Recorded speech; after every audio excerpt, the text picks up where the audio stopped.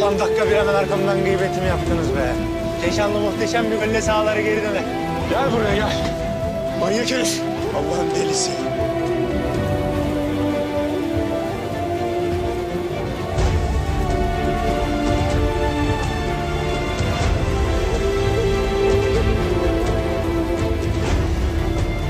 Burası vatan toprağı dedik mi dedik.